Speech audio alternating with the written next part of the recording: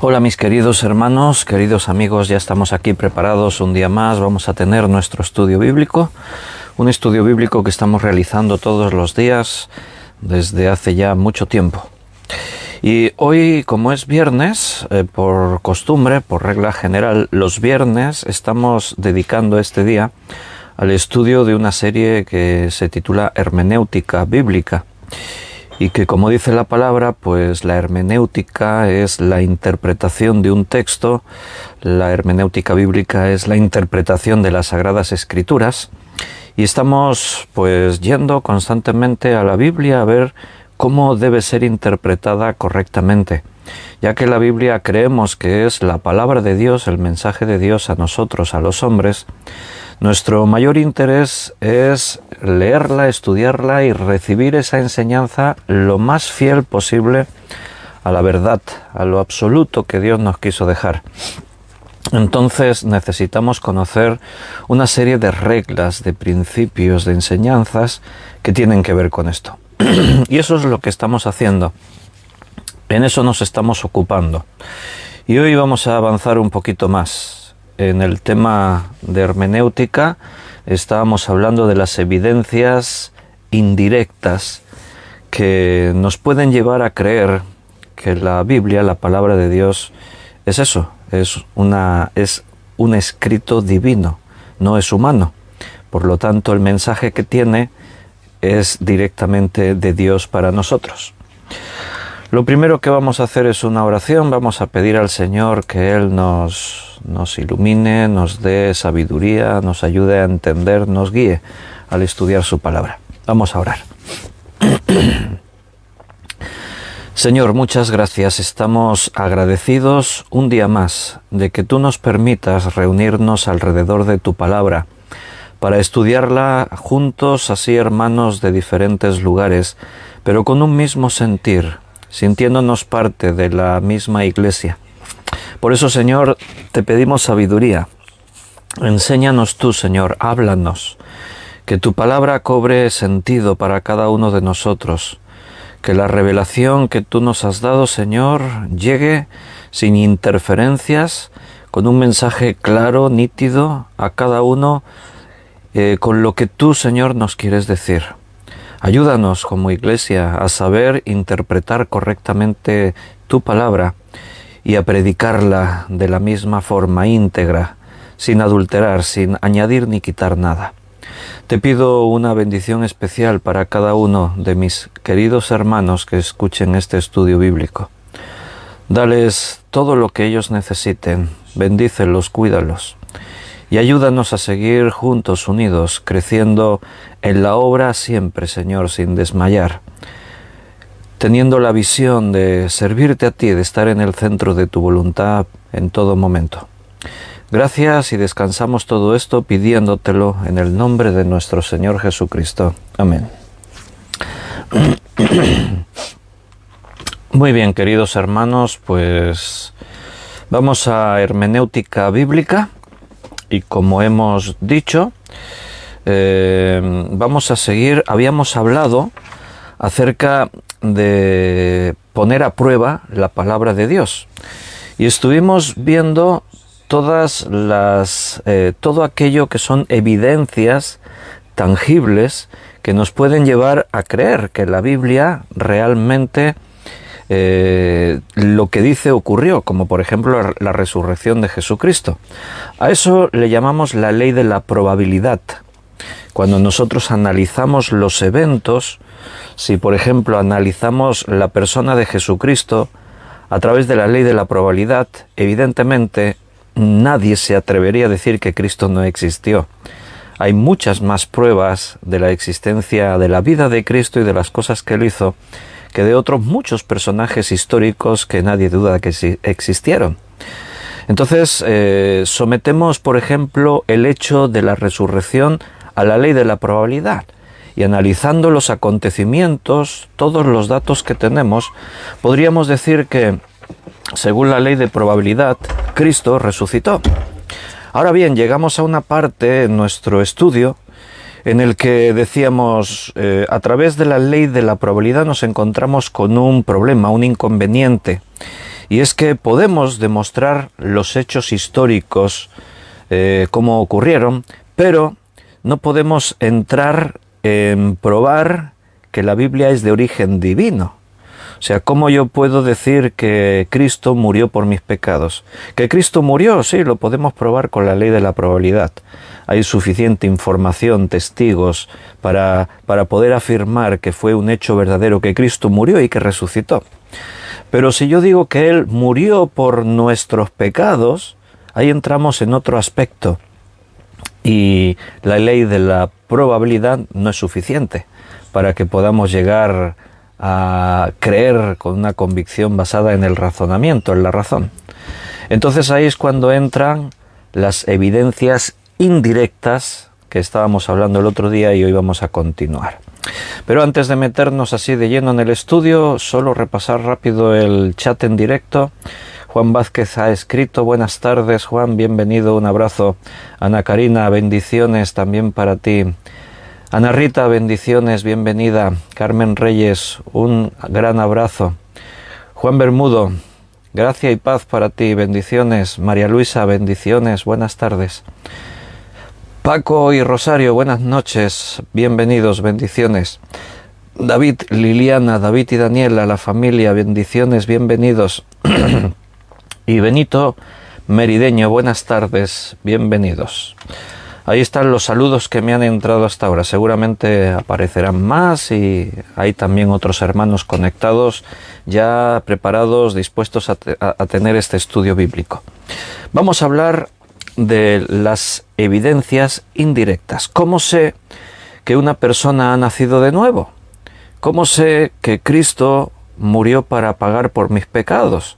¿Cómo puedo saber esas cuestiones espirituales? Bueno, hay evidencias indirectas.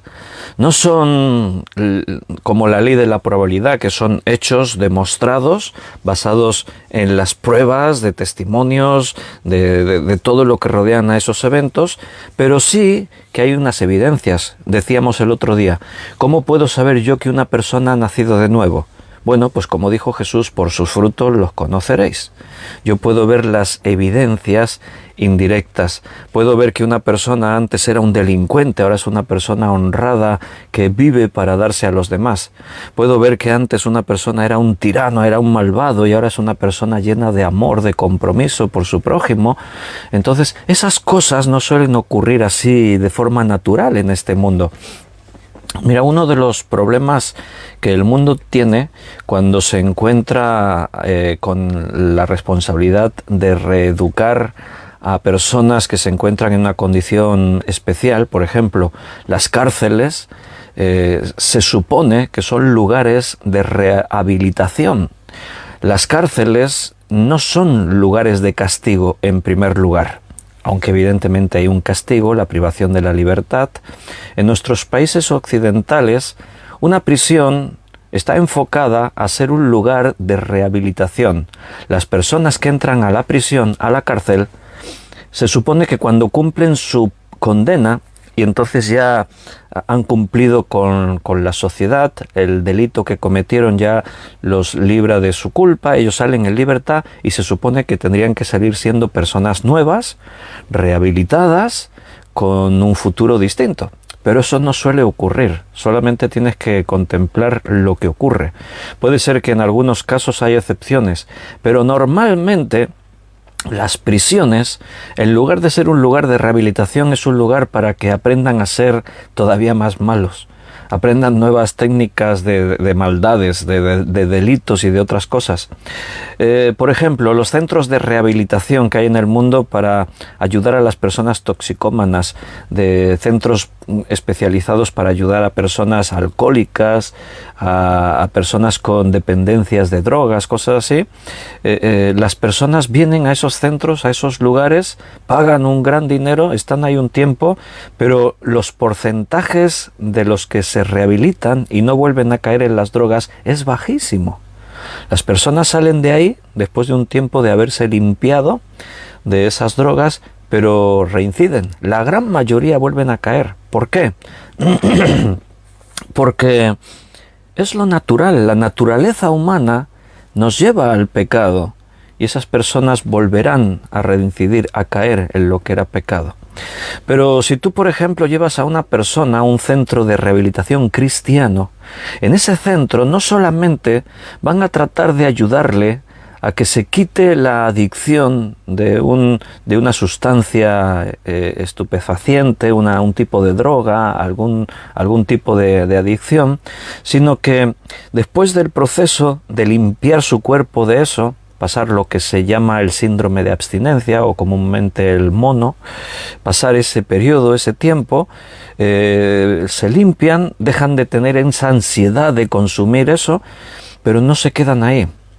Le hablan de Cristo, les presentan a Dios, el plan de Dios, la salvación, y todos aquellos que creen en Jesucristo y lo reciben como su Salvador, ahora sí salen siendo nuevas personas. Dejaron atrás las drogas, pero no solo eso, adquirieron algo nuevo en sus vidas, un nuevo comienzo. Entonces, esos son evidencias indirectas. ¿Cómo puedo saber yo que realmente Cristo murió para salvar a los hombres? Bueno, pues viendo los frutos, viendo las pruebas.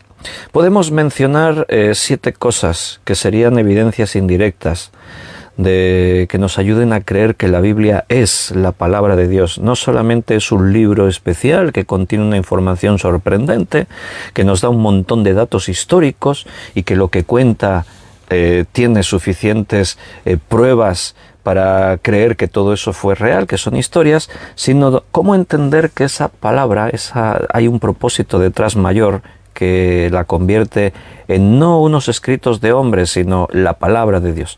Bueno, lo primero que mencionamos es que los autores bíblicos declararon que sus palabras eran las palabras de Dios. O sea, esta declaración es sorprendente. Y nos podría parecer como circunstancial, ¿no? Porque decir, bueno, cualquiera podría escribir y decir, esto que estoy escribiendo es la palabra de Dios. Pero en este caso, en cuanto a la Biblia, es fundamental que lo dijeran, porque si no lo hubieran dicho, entonces nosotros no podríamos decirlo. Piénsalo. O sea, una cosa es que alguien pueda mentir y decir, esto que yo estoy escribiendo es una revelación que Dios me dio. Y después, eso solo no basta.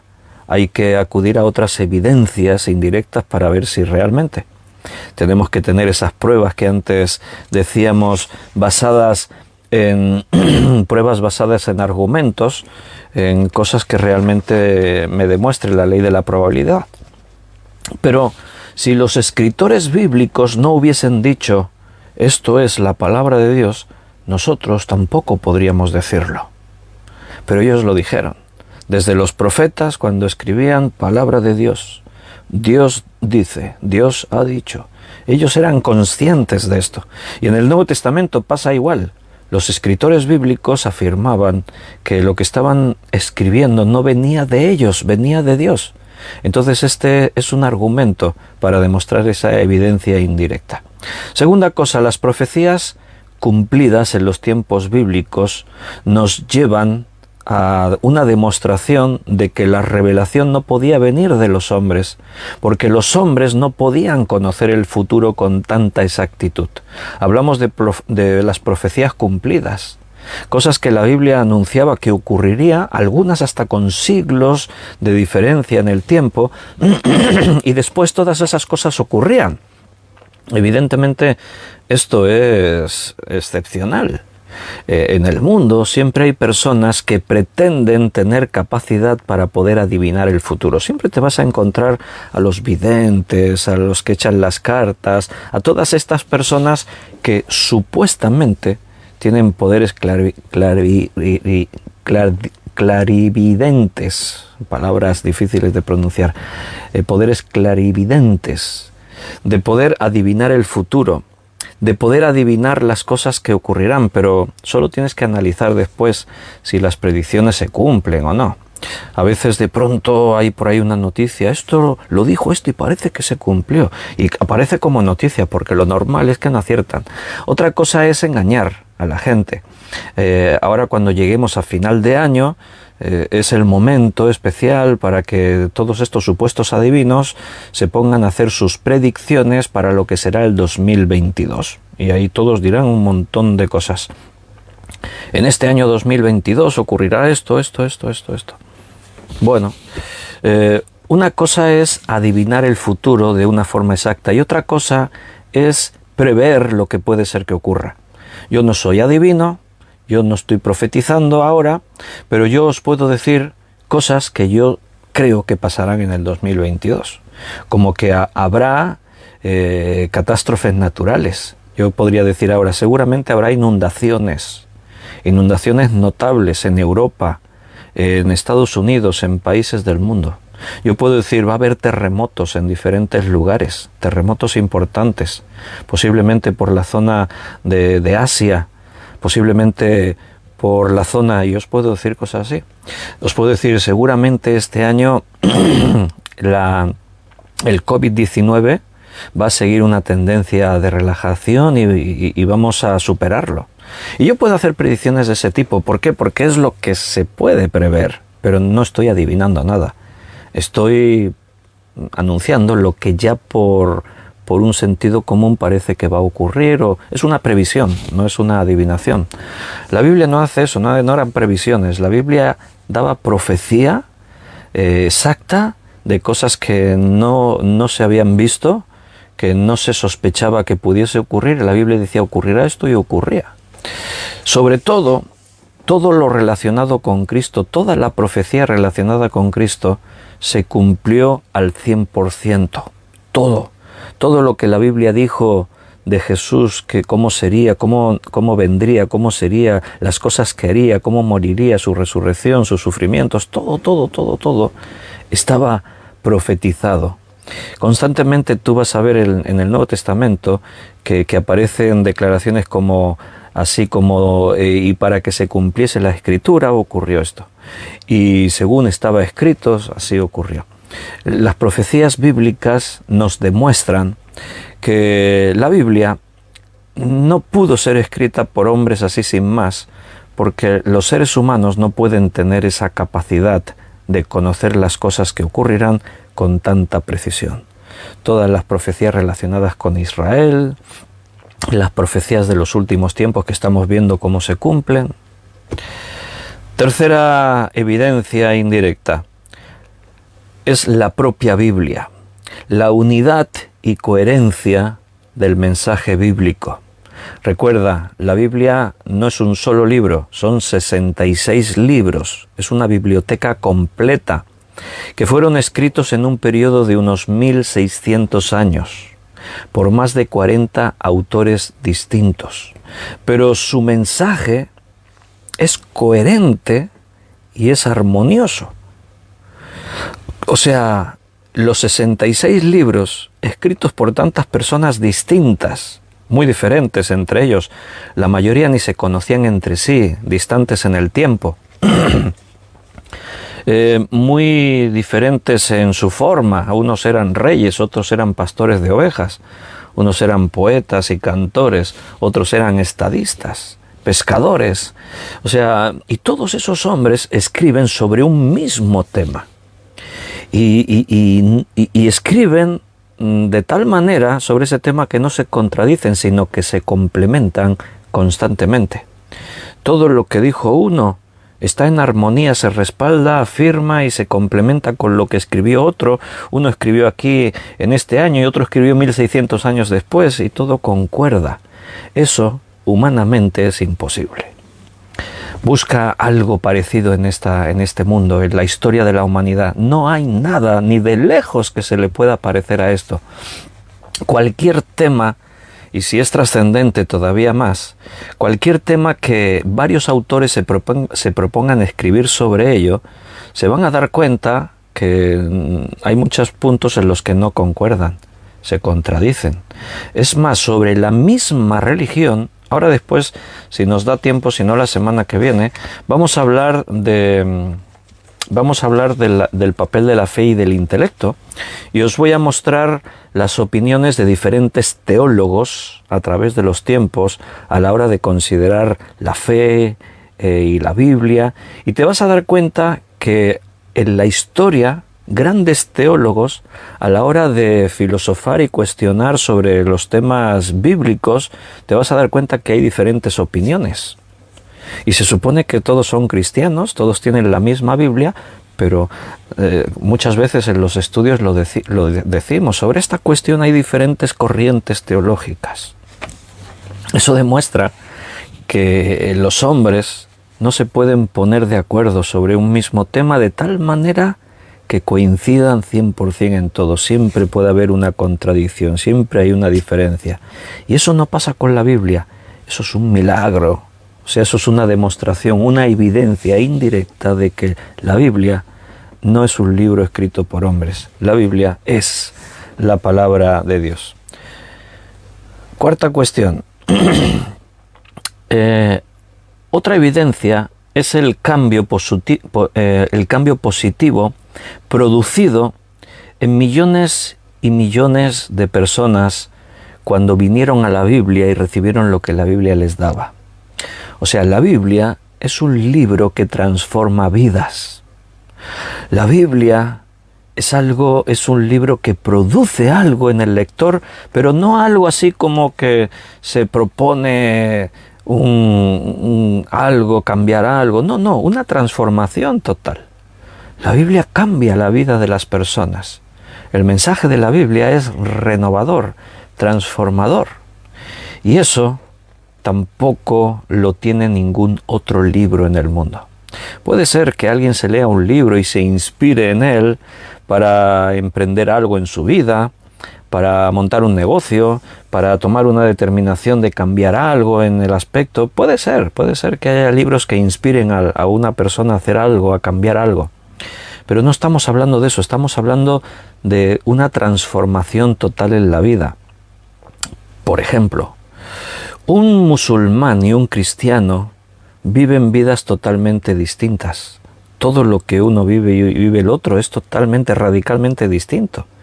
En sus formas, en sus costumbres, en su forma de tratar con la gente, en su visión de los acontecimientos actuales, su visión de los acontecimientos futuros, todo es distinto. Y si hablamos de un musulmán, un islamista más radical, bueno, pues totalmente opuesto al cristianismo, pero hay personas como estas que os estoy diciendo, musulmanes y de otras muchas religiones, que vienen a la Biblia, la escuchan, la reciben y sus vidas cambian totalmente. Y se vuelven lo opuesto a lo que eran. Bueno, eso es una evidencia indirecta de que la Biblia es la palabra de Dios.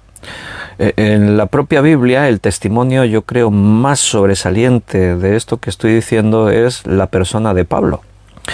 Pablo era un judío practicante, celoso de su religión, fariseo, hijo de fariseos, llega a decir, celoso de las cosas de Dios hasta tal punto que perseguía la iglesia de Cristo y buscaba a los cristianos allí donde estuviesen escondidos, los arrastraba, los sacaba fuera, los llevaba a las autoridades para que los matasen. Ese era Pablo. Él se propuso no dejar ni a un cristiano vivo. Y cuando Cristo le sale al encuentro, su vida cambió de tal manera que dejó de ser el mismo. Y el cambio se produjo sobre la Escritura, la misma Escritura que él conocía, porque él estaba lleno de la Biblia, lo que estaba escrito hasta entonces, el Antiguo Testamento. Cuando Cristo se le revela y le dice, yo soy Jesús a quien tú persigues, dura cosa te es dar coces contra el aguijón, Pablo entra en una actitud de reflexión, él entra en una actitud de meditación, él se toma años para estar creciendo en este nuevo conocimiento y él contempla ahora las Escrituras desde otra perspectiva, una nueva perspectiva. Y como después se va a manifestar en todos sus escritos, porque él va a escribir 7 cartas de las que hay en la Biblia, se va a manifestar la importancia que la Biblia tomó para él. La Biblia jugó ese papel decisivo en la vida de Pablo para que esa transformación tan grande se produjese, de pasar de ser un perseguidor de cristianos a convertirse en cristiano y por lo tanto en perseguido.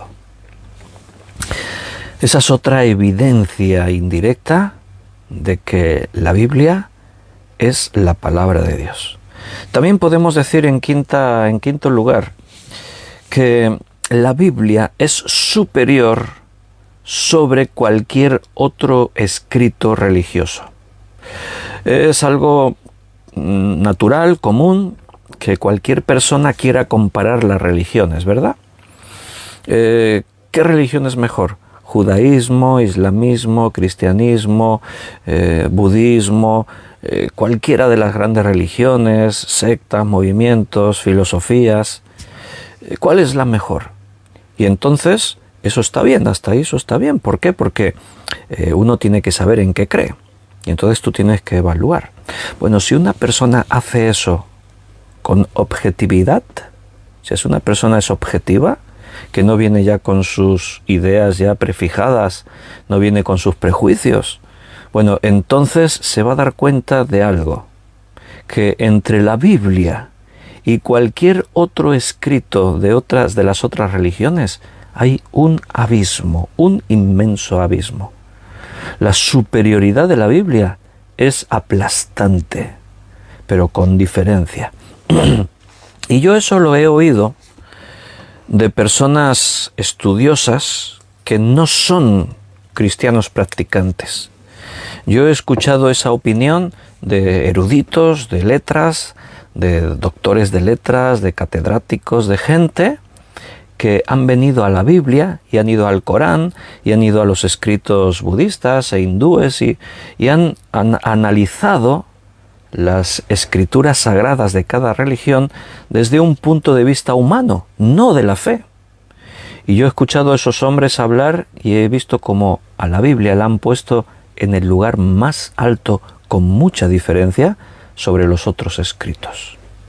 Entonces, esto también es una evidencia de que la Biblia es algo más que un libro que escribieron los hombres, por esa tremenda diferencia entre todo lo demás. Además tenemos una sexta evidencia, un sexto motivo,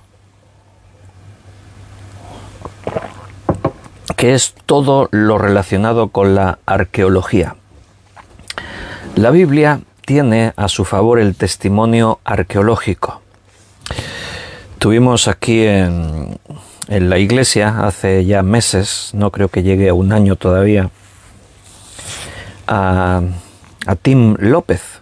Es un joven arqueólogo que está trabajando en excavaciones en Tierra Santa, en lugares, y bueno, él nos contaba, ¿no?, lo emocionante que es estar ahí en los yacimientos arqueológicos, escarbando, esperando encontrar cosas, ¿no? Y estaban ahí en lugares concretos en los que se creía que eran escenarios de la Biblia y estaban descubriendo, ¿no?, cosas trascendentes. Por cierto, ahora Tim anda por Suecia. Un abrazo allí para Tim y los hermanos que andan por Suecia. Y tenemos la arqueología con todos los artefactos descubiertos, todos los restos de ciudades, se encuentran tablillas, se encuentran cerámicas, y todo lo que se encuentra, todo, siempre está en armonía con lo que la Biblia citaba, todo. En cuestión de lugares, de nombres, de fechas, de distancias, de acontecimientos, todo lo que la Biblia dice, la arqueología siempre lo ha corroborado. Y eso es un testimonio que eleva la Biblia por encima de todo lo demás. Porque tú dices, bueno, es normal que si un libro es historia y escribe, sí, pero es que eso en el mundo no suele ocurrir así. Un libro tan vasto, tan amplio como la Biblia, que da tanta información, lo más normal, lo más natural, es que la arqueología a veces contradijera alguna de esas informaciones. Porque eso en el mundo ocurre. Historiadores, gente, Platón, por ejemplo, que hablaba de lugares, pero después el registro arqueológico deja dudas sobre lo que dijo Platón. Es que Platón habló de esto, Platón habló del continente este perdido, ¿cómo se llamaba esto? Ahora no me sale el nombre. Que creían que era un continente, seguro que se os viene a vosotros antes que a mí la palabra. No me sale. No. a vosotros habrá. Platón hablaba de lugares de estos, y entonces muchos buscando geográficamente dónde pudo estar ubicada esa civilización antigua que él mencionaba y tal, pero no encuentran, no concuerdan. Antártida, no, la Antártida está aquí, eso sí, está aquí. La Antártida, dice Benito. No, la Antártida es un continente. Ese sí existe, lo tenemos en el polo sur del globo. Me refiero a otra... Atlántida, eso, la Atlántida, Juan. Benito dice la Antártida.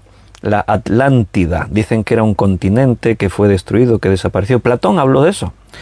Pero por las indicaciones que él dio no lo encuentran, y además hay contradicciones y cosas. Es normal que los historiadores hablasen de lugares y era muy fácil cometer errores, decir cosas inexactas, que después la arqueología demuestra que eso estaba equivocado. Y con la Biblia no pasa. Eso es una prueba evidente de que la autoridad de la Biblia es prácticamente sobrenatural. Y la séptima evidencia que os quiero mencionar, pues es Jesucristo mismo, el Hijo de Dios. Jesús, el Hijo de Dios, él era una persona con una autoridad única. La Biblia nos muestra cuando él hablaba con incluso sus oponentes, los adversarios, los religiosos de su época, y la Biblia llega a utilizar expresiones como que, y les enseñaba como quien tiene autoridad. Jesucristo hablaba con autoridad. Su mensaje era un mensaje coherente. Armonizaba 100% con su persona, con lo que él era. Jesucristo fue un personaje único en la historia de la humanidad, así desde el punto de vista de una evidencia indirecta. Claro, nosotros sabemos quién fue Jesucristo y creemos en él, pero como una prueba para aquellas personas que dicen, ¿cómo yo puedo saber que la Biblia es un libro divino, inspirado por Dios?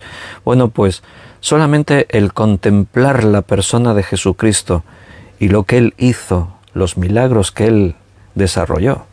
La Biblia nos cuenta esos acontecimientos, milagros que ocurrieron delante de testigos, por eso quedaron registrados. Dice Juana al final de su evangelio que Jesucristo hizo otras muchísimas cosas que no están escritas, pero aquellas que hizo es porque los testigos las vieron, las conocieron, las escribieron, y Jesús era una persona que le ordenaba al viento y al mar que se calmasen y le obedecían. Jesucristo era alguien que podía resucitar muertos aunque llevasen 4 días sepultados. Jesucristo fue el único hombre que dijo, me van a matar y al tercer día voy a resucitar. Y él murió y al tercer día resucitó. Entonces, el propio testimonio de Jesucristo nos demuestra que la Biblia es la palabra de Dios, porque el propio Jesucristo dijo que esto era su palabra, que esto era la palabra de su Padre, la palabra de Dios. El perfil de Jesucristo es el perfil de un hombre íntegro, sabio, coherente. Es una persona que no se contradice, que no miente. El perfil de Jesucristo es el de alguien confiable, y Jesús habló así de la Biblia. Él citó las Escrituras constantemente, su vida se fundamentó en eso, en la palabra de Dios, y Él fue la palabra cumplida. El Verbo se hizo carne y habitó entre nosotros. Y Él habló de la Biblia con toda la autoridad que la propia Biblia merece tener. En Romanos capítulo 1, versículo 4, Romanos 1, 4, dice que fue declarado Hijo de Dios con poder, según el Espíritu de Santidad, por la resurrección de entre los muertos.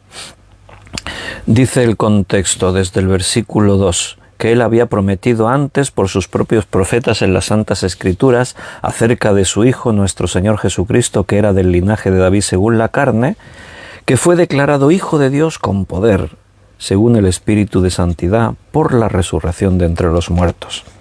Jesús vino como cumplimiento a todas las profecías. Estaba prometido antes por sus profetas en las Santas Escrituras. Pero la culminación de la demostración que la vida de Jesucristo realmente era aquella que estaba anunciada que vendría, fue precisamente la resurrección de entre los muertos. No hay, igual que en otras cosas que hemos dicho, no hay precedente, no hay algo con lo que tú puedas comparar este hecho con cualquier otra religión. Podríamos decir, el fundador del judaísmo, si hablamos de Moisés, por ejemplo, él es quien trae la ley, él es quien trae los mandamientos, o Abraham, el padre, el origen del pueblo, ambos, dice la Biblia, que murieron. Si hablamos de Mahoma, que es el fundador del Islam, murió, y su tumba es lugar de peregrinación para millones. Si hablamos de Confucio, murió, está sepultado. Si hablamos de Buda, murió, está sepultado. O sea, en ninguna religión de este mundo, de las que existieron y más antiguas, y es igual donde mires, no hay nada parecido a lo que fue la vida, muerte y resurrección de Cristo. Nada se parece a todo eso. Pero, repito, ni de lejos. Hay un abismo en cuanto a la diferencia. Entonces nos encontramos que si alguien quiere acercarse a la Biblia y su pregunta es sincera, ¿cómo puedo creer que la Biblia es la palabra de Dios? Bueno, pues todas estas evidencias, hemos mencionado 7 evidencias indirectas, le van a mostrar que hay argumentos suficientes para creer que la Biblia viene con un origen divino. Evidentemente, después cada uno cree lo que quiere, pero las evidencias están. Tenemos todo lo que son las pruebas objetivas, tenemos todo aquello que se puede someter a juicio, las pruebas que nos llevan a poder analizar los eventos históricos tal como sucedieron, y entonces de esa manera podemos decir que según la ley de la probabilidad queda demostrado que lo que la Biblia cuenta ocurrió, es verdadero, y además de eso podemos creer en el propósito de todo eso, en plantearnos ¿y por qué murió Cristo? La Biblia dice para borrar nuestros pecados. Bueno, pues las pruebas que muestran que Cristo murió y resucitó son incuestionables. Pero, ¿cómo puedo saber yo que eso tenía un propósito divino? También tienes pruebas evidentes, indirectas, pero son evidencias de que eso es así, tal como la propia Biblia lo cuenta. Entonces, llegamos a un punto en el que creo que os dais cuenta que tenemos fe e intelecto que van de la mano. O sea, el papel de la fe y del intelecto están unidos, tiene que ver el uno con el otro.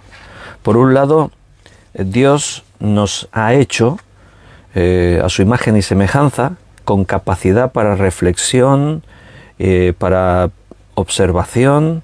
Dios nos ha hecho con la capacidad de analizar, pero también es necesario que nos acerquemos a Dios por fe.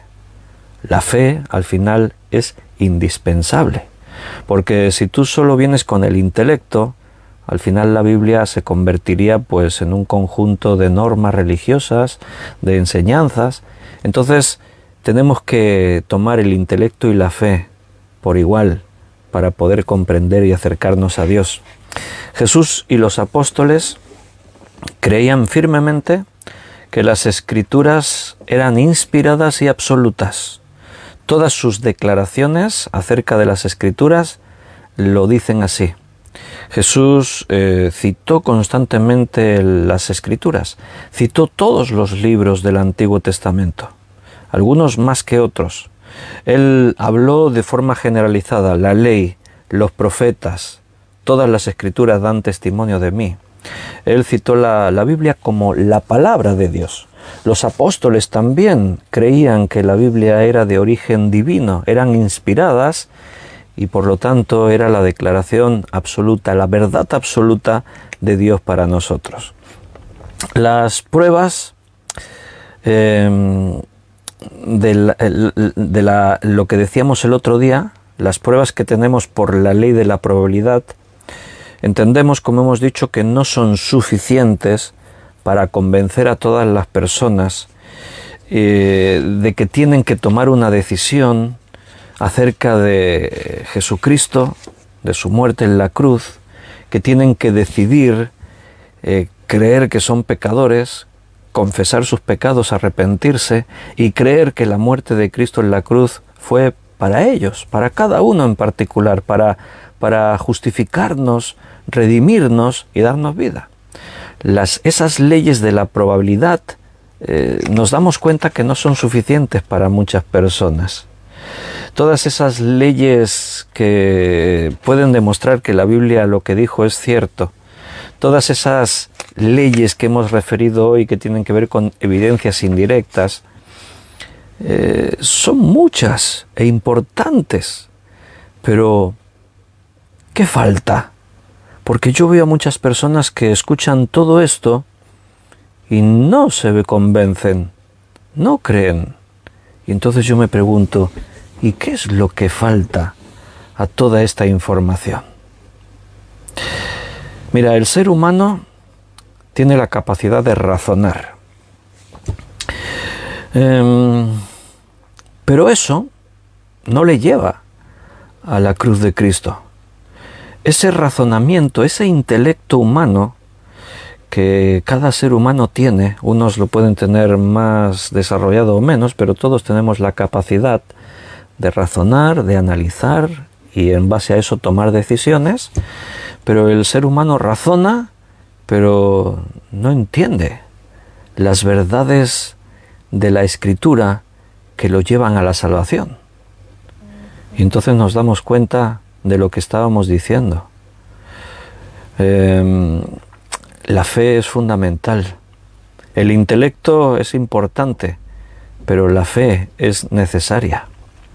Mira, los teólogos de siglos pasados lucharon con esta pregunta. ¿Qué le falta al ser humano? ¿Qué necesita el ser humano para poder llegar a creer que Jesucristo murió en la cruz para ocupar nuestro lugar, para pagar nuestros pecados, para darnos vida eterna? ¿Qué le falta al ser humano? Como cristianos, como teólogos, nos podemos hacer esta pregunta porque nuestro afán es alcanzar a las personas que están perdidas. Es pura lógica. Si yo veo a alguien en un peligro de muerte y puedo ofrecerle la ayuda necesaria para que se salve, sería inhumano no hacerlo. Si yo sé que la palabra de Dios lo que dice es la verdad y que la Biblia nos muestra el camino a la vida eterna, si yo no hago todos los esfuerzos que estén en mi mano para que las personas escuchen ese mensaje y sean salvas, no es que no sería cristiano, es que no sería humano, sería muy cruel. Por eso los cristianos luchamos y nos esforzamos por transmitir el Evangelio a toda criatura para que todos tengan la oportunidad de creer y ser salvos. Pero la pregunta que siempre los teólogos se hicieron fue esta: ¿y qué más necesitamos? ¿Qué falta a todo lo dicho anteriormente para que las personas puedan creer en Jesús? Os voy a hablar de 4 teólogos, porque podríamos mencionar a muchísimos, pero os voy a mencionar a 4 teólogos para resumir las 4 respuestas generalizadas que se han dado a esta cuestión, a esta pregunta. Por un lado tenemos a Tertuliano. Él fue un gran teólogo reconocido, nació en el 160 de nuestra era y murió en el 220. Era teólogo y era apologeta. O sea, un apologeta es aquel que hace una defensa de las Escrituras utilizando todas las herramientas posibles a su alcance. Y Tertuliano, su postura teológica, que así nos identificaría una de estas 4 posturas generalizadas a través de los tiempos, Tertuliano creía que era un disparate exigir que el cristianismo cobrase sentido, tuviese sentido para el ser humano. No lo vamos a conseguir, decía Tertuliano. O sea, no podemos pretender que mediante la razón los hombres puedan creer en Cristo, puedan aceptar el Evangelio. Y él decía cosas así como que los pensamientos de un Dios infinito no caben en una mente finita. Él decía, la única respuesta para poder llevar a los hombres a Cristo es la fe. Es el único camino.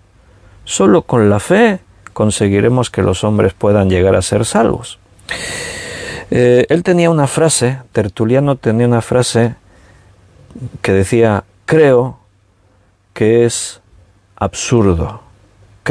Creo lo que es absurdo.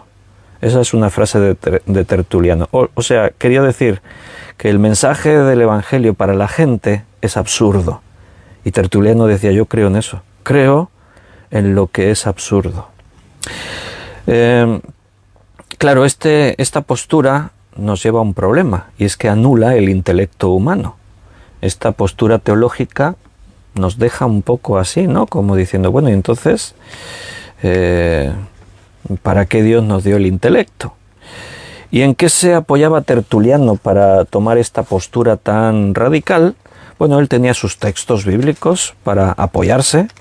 Por ejemplo, uno de sus textos bíblicos, o unos cuantos de sus textos bíblicos estaban en la primera carta a los Corintios, capítulo 1. Primera de Corintios, capítulo 1. Versículos 17 y 18. Pues no me envió Cristo a bautizar, sino a predicar el Evangelio, no con sabiduría de palabras, para que no se haga vana la cruz de Cristo. Porque la palabra de la cruz es locura a los que se pierden, pero a los que se salvan, esto es a nosotros, es poder de Dios.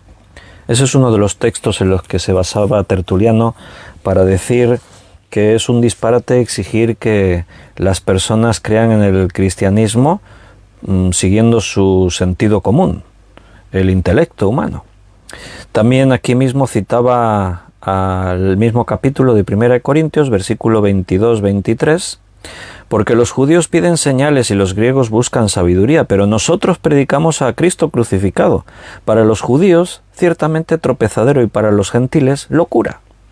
O el versículo 27, sino que lo necio del mundo escogió Dios para avergonzar a los sabios, y lo débil del mundo escogió Dios para avergonzar a lo fuerte.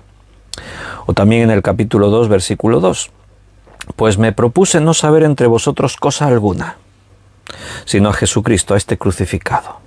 O sea, no me interesa la sabiduría humana ni la filosofía, yo solamente me propongo hablar de Cristo.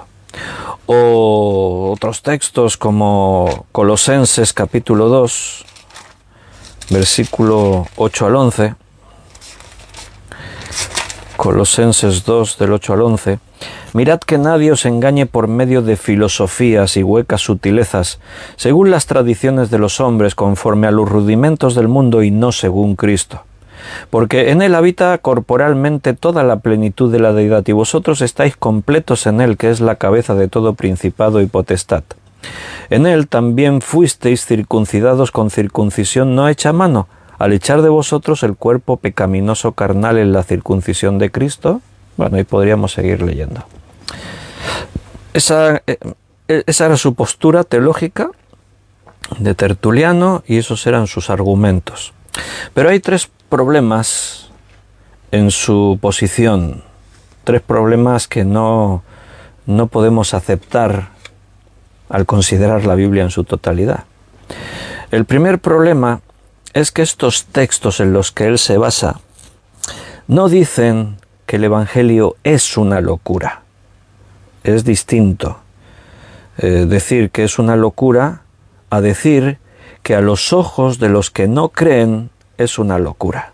Eso es distinto. O sea, los textos, me voy a volver allá a 1 Corintios, lo primero que hemos leído. Los textos no dicen el Evangelio es una locura, el Evangelio es ilógico, es un absurdo, no dice eso. Lo que dice que para ellos para los que no creen es una locura. Para nosotros, los cristianos, es poder de Dios. O sea, el Evangelio no es una locura. Le parece una locura al hombre natural. Además, el texto lo dice en el versículo 14 al 16. Estoy en primera de Corintios 2, 14 al 16. Mira lo que dice. Pero el hombre natural no percibe las cosas que son del Espíritu de Dios porque para él son locura. No dice la Biblia es una locura, no dice para el hombre natural estas cosas son una locura. No las puede entender porque se han de discernir espiritualmente. Pero hay discernimiento. Discernimiento es la capacidad de razonar, de analizar, de someter a juicio lo que estás escuchando. Se han de discernir espiritualmente. En cambio, el espiritual juzga todas las cosas, pero él no es juzgado de nadie.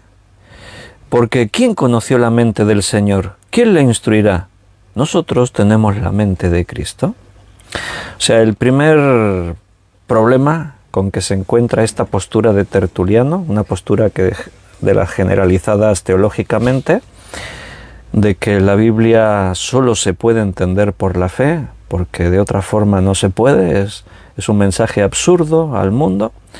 El primer problema con que se encuentra esta postura es este, que la Biblia no dice eso de sí misma, no dice eso del mensaje que contiene.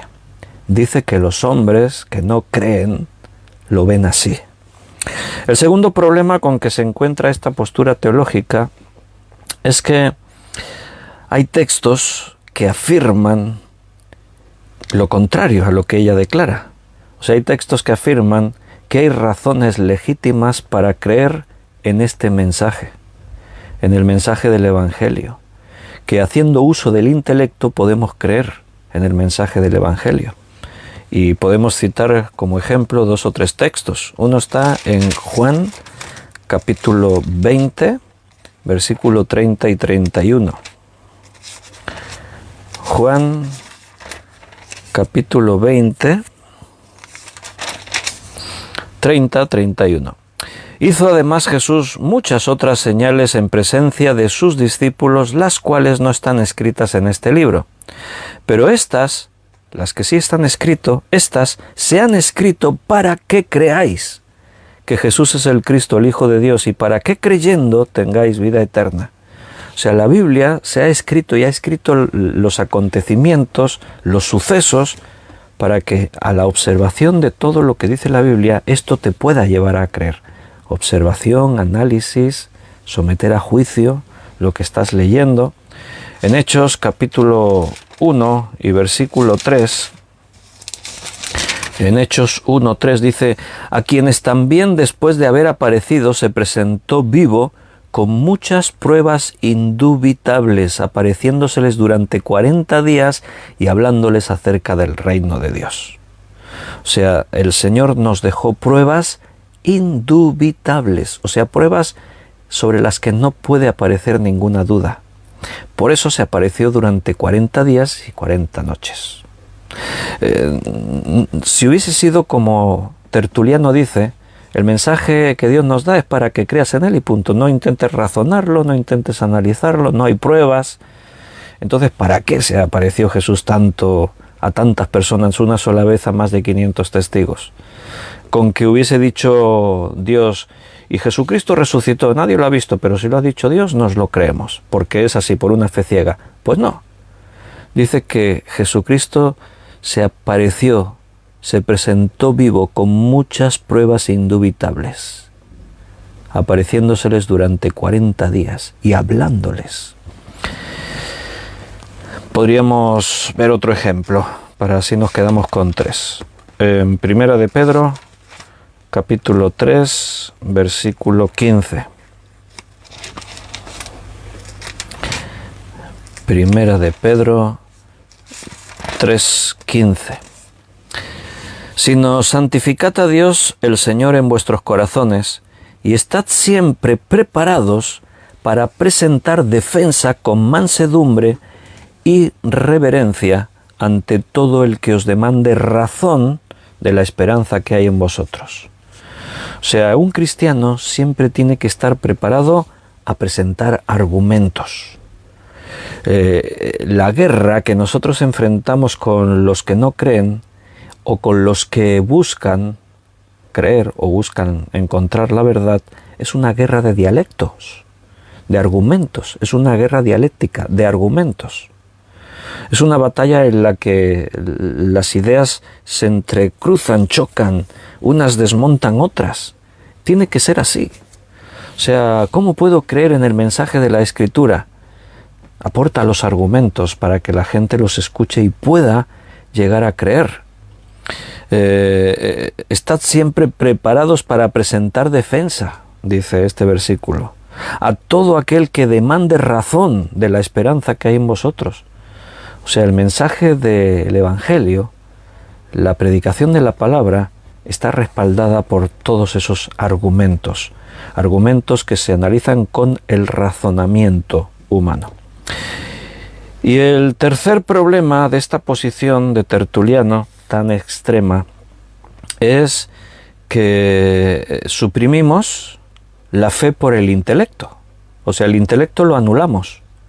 Y de esa forma estamos eliminando la capacidad que Dios dio al ser humano cuando nos creó a su imagen y conforme a su semejanza.